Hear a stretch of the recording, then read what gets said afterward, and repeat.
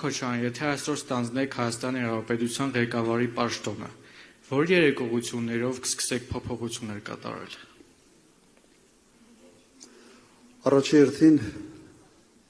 Առաջերտին անվտանգություն։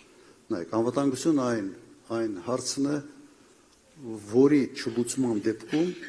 բոլոր ուրիշ հարցերը վտանգված են։ Ինչ էլ անես, վտանգված է։ Դրա համար բոլոր երկրների սահմանադրության մեջ սկսում է ամեն ինչ երկրի անվտանգությունից, տարածքային ամբողջականությունից, տեղից է սկսում, որտեղ դա հիմքն է։ Անվտանգության ամրապնդում, ստեղ խոսքը պետք է գնա եւ բանակի մասին, որպես անվտանգության կարևորագույն կոմպոնենտ, եւ աշխարհաքաղաքական կենտրոնների հետ համապատասխան դիվանագիտություն։ Մենք սա համար մեկ հարց, երկրորդ հարցը սա այն տնտեսական խնդիրներն է, որոնք այսօր կուտակվել են։ Անհամաչափ զարգացում գյուղ-քաղաք, անհամաչափ զարգացում մայրաքաղաք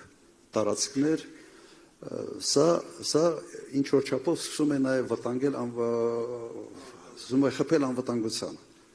Երբ ասում են կառուցելու ենք այսքան դպրոց, բայց դպրոցակառուցում, մեկ դպրոցակառուցում 5 դպրոց փակելու համար սահմանամերձ գոտիները, սա դպրոցաշինություն չի, սա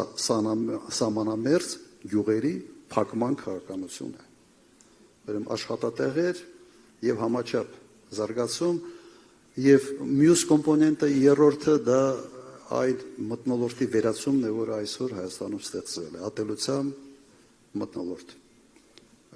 Գիտեք, երկրի առաջի դեմքի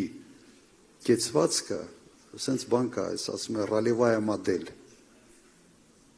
Սովորաբար, սենց մի բավական մեծ զանգված, փորձում է կրկնօրինակել, սենց տրենդը է դառնում, սենց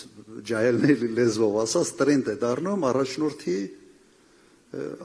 կեցվածքը, նույնիսկ առաջնորդի հոբիները։ Առաջնորդը սկսում է դա ուքշել, նայում ես երիտասարդների մի զգալի մաս սկսում են դա ուքշել։ Առաջնորդը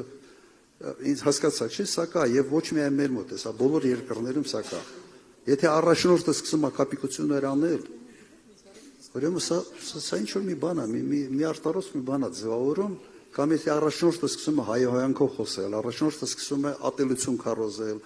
հասարակությունը բաժանել, Արարատ, Արագած իրար հետ կռվածնել, սա պետք է փոխվի ֆունդամենտալ ձևով։ Այդ երեք ուղղությունները ես ասացի, անվտանգություն,